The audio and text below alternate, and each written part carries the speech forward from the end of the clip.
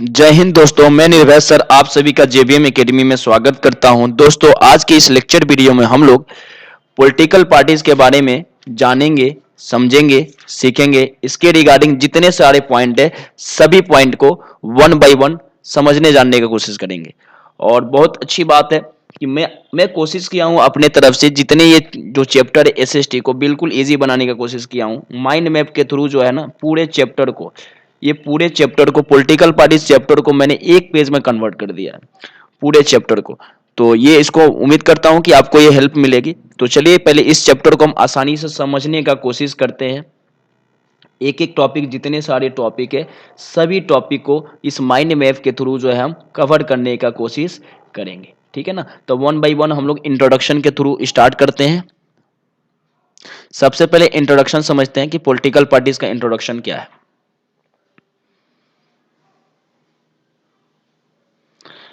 तो पहला इंट्रोडक्शन की अगर हम बात करें तो political parties introduction, group of people context election and the run the government. कोई पूछे कि पॉलिटिकल पार्टीज क्या होता है तो आप बताएंगे कि पॉलिटिकल पार्टीज जो है ग्रुप ऑफ पीपल होती है who context election and run the government. जो ग्रुप ऑफ पीपल होती है जो इलेक्शन करवाती है और गवर्नमेंट को चलाती है।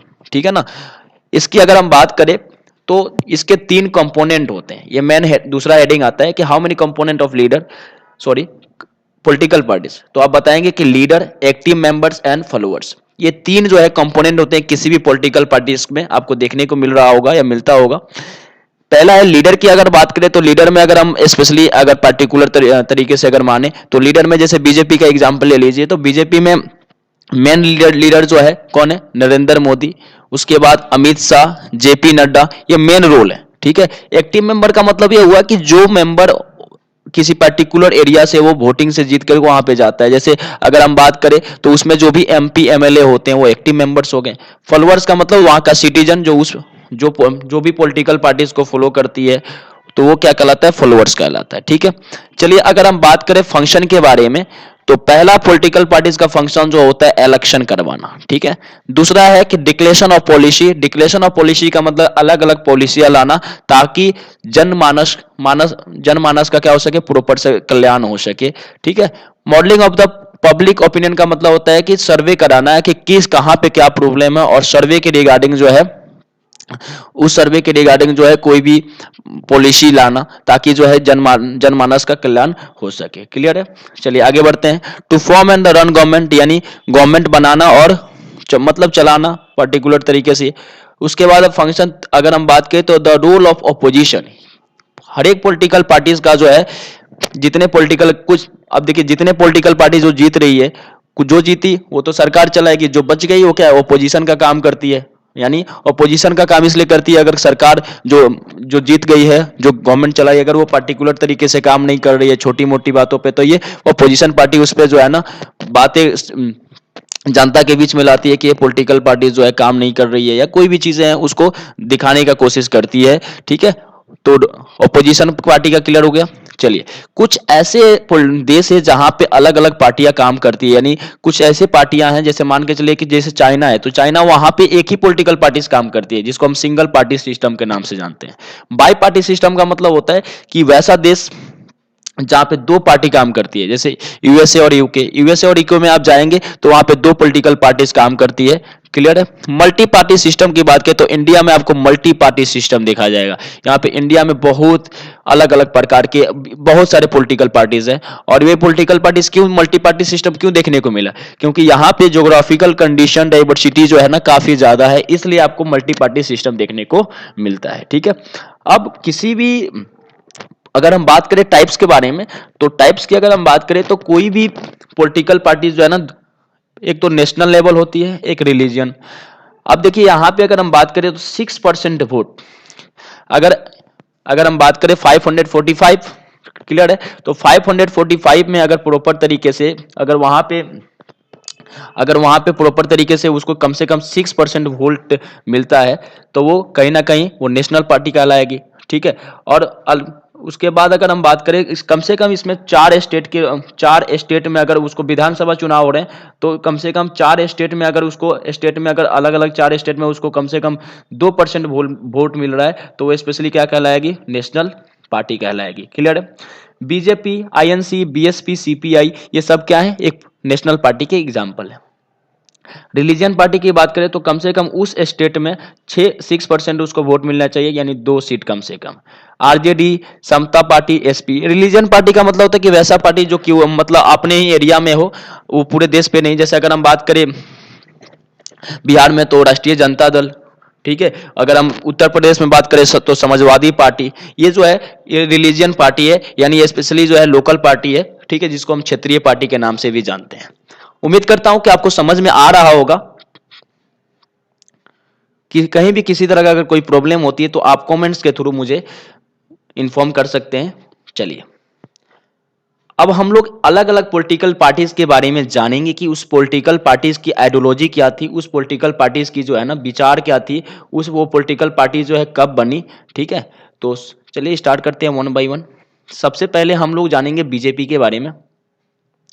तो बीजेपी जो है, सबसे पहले बीजेपी को जो है ना क्या बोला जाता था, 1980 में सबसे पहले बना, और ये इसको भारतीय जनता संघ के नाम से जाना जाता है। क्लियर है।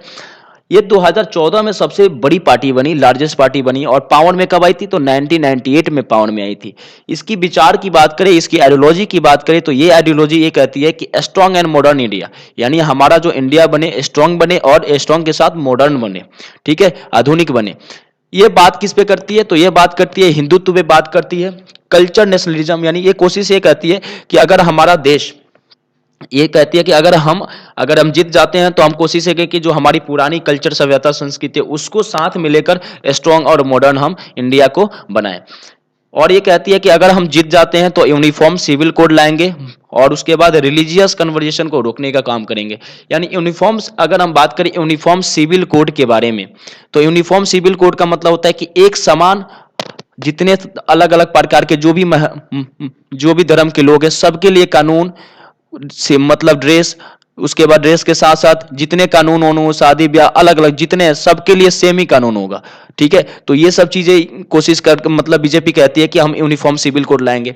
इसके बाद कहती है कि अगर कोई भी धर्म लोग परिवर्तित हो रहे हैं तो उसको हम कोशिश करेंगे कि लोग जो है ना एक धर्म से दूसरे धर्म में कन्वर्ट ना हो।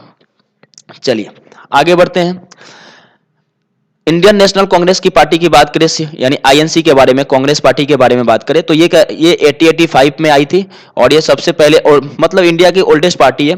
2008 में ये लार्जेस्ट पार्टी बनी लोकसभा के नेतृत्व में, और ये कहती है कि हम नया इकोनॉमिक फॉर्म देंगे इंडिया का, और ये सेक्युलरिज्म में विश्वास करती है। कौन? आईएनसी यानी कांग्रेस पार्टी। और ये welfare of the weaker section and the minorities, ये कहती है कि जो भी कमजोर वर्ग के लोग हैं, जो माइनॉरिटीज में है, उनको ज्यादा से ज्यादा जो है फैसिलिटी प्रोवाइड कराया जाए, ताकि वो ज्यादा से ज्यादा जो है आगे ग्रो कर सके। क्लियर है, समझ में आ रहा है। चलिए, अगर कहीं किसी भी तरह का कोई प्रॉब्लम हो तो मुझे कमेंट्स के थ्रू बता सकते हैं। चलिए, उम्मीद करता हूं कि आपको समझ में आ रहा होगा। चलिए हम लोग अब जानेंगे बीएसपी के बारे में। क्लियर है, तो बीएसपी के बारे में समझते हैं कि बीएसपी का क्या रोल है। तो बीएसपी की अगर बात करें, बहुजन समाजवादी पार्टी की बात करें, तो इसमें ये 14 अप्रैल 1984 में ये बनी थी। किसके नेतृत्व में? तो काशीराम के नेतृत्व में ये पार्टी बनी थी। ये काम किस पे करती है? तो ये बहुजन समाज पे काम करती है, सबसे ज्यादा दलित, आदिवासी, ओबीसी और माइनॉरिटीज। इसका मतलब ये होता है कि कहती है कि अगर दलित समाज के लोग हैं, आदिवासी हो या ओबीसी या जो भी माइनॉरिटी में है, उनको ज्यादा से ज्यादा सिक्योर प्रोवाइड कराया जाए और ये लोग ज्यादा से ज्यादा ग्रो कर सके। अगर ये बात करें इनकी इंस्पिरेशन किसके थ्रू, तो ये इनके इंस्पिरेशन साहू महाराज, महात्मा फुले, डॉक्टर भीमराव अम्बेडकर के द्वारा, मतलब डॉक्टर भीम अम्बेडकर के पथ चिन्हों पे कोशिश, मतलब ये चलती है पार्टी। उत्तर प्रदेश, मध्य प्रदेश, दिल्ली, पंजाब, उत्तराखंड, ये आपको अलग अलग स्टेट में आपको जो है ना बीएसपी देखने को मिलेगी। और ये बीएसपी जो है ना, अब ये अलग अलग स्टेट में ऑलरेडी, उत्तराखंड अलग अलग स्टेट में काम कर चुकी हुई है। अब हम आगे बढ़ते हैं सीपीआई के बारे में, कम्युनिस्ट पार्टी ऑफ इंडिया। ये 26 दिसंबर 1925 एमएन रॉय के द्वारा जो है ना पार्टी बनाई गई थी। और ये कहती है कि जो भी वर्किंग क्लास के लोग हैं, फार्मर, पुअर, ठीक है, वर्किंग क्लास के लोग, इनको ज्यादा से ज्यादा प्रमोट किया जाए और इनको ज्यादा से ज्यादा जो है आगे बढ़ाने का कोशिश किया जाए। ये सीपीआई कहां पे आपको देखने को मिलेगी? तो केरला, वेस्ट बंगाल, पंजाब, तमिलनाडु, आंध्र प्रदेश, ये अलग अलग स्टेट में सीपीआई का दबदबा आपको देखने को मिलेगा।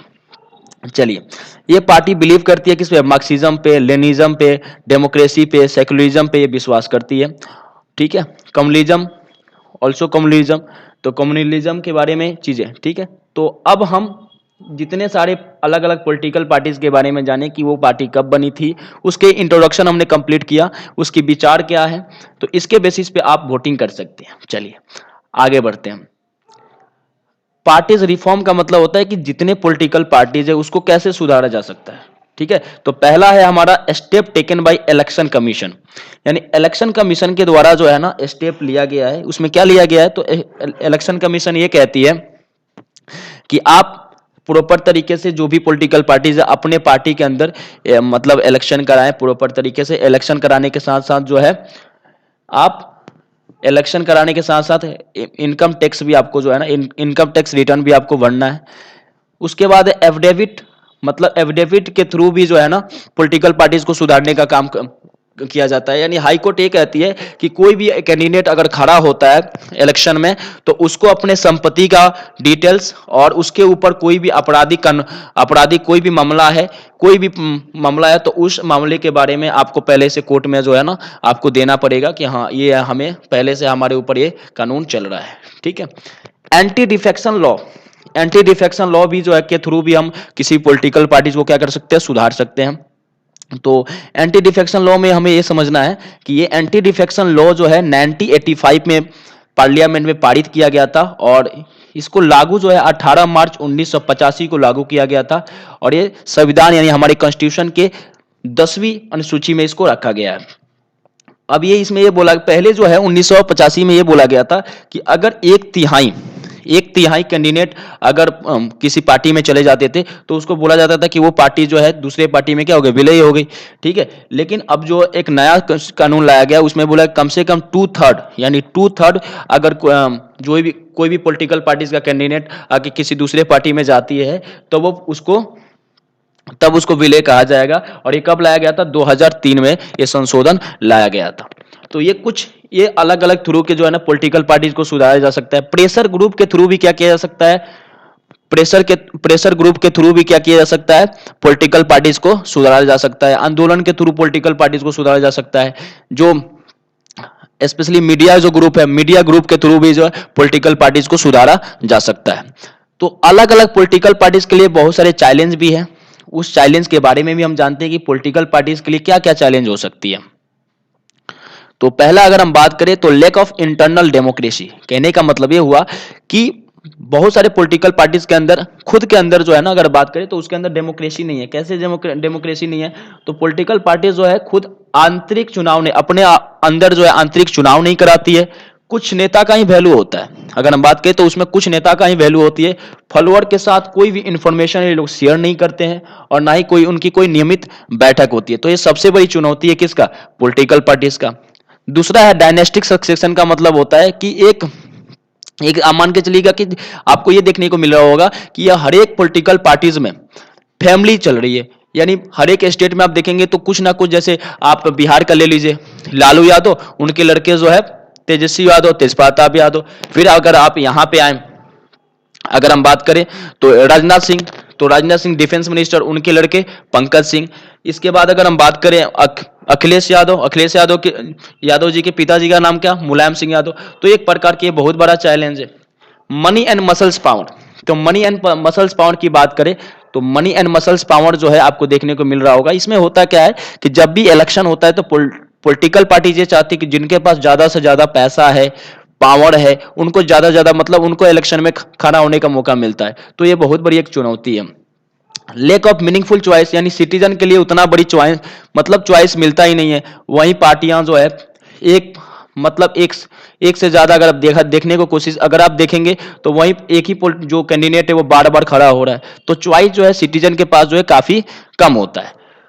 तो उम्मीद करता हूं कि जितने सारे पॉइंट है पॉलिटिकल पार्टीज के रिगार्डिंग आप कवर किए होंगे और अच्छा आसानी से आपको समझने में कोई प्रॉब्लम नहीं हुआ होगा। अगर कोई प्रॉब्लम होती है तो आप कमेंट्स के थ्रू जो है ना आप मुझे इन्फॉर्म कर सकते हैं।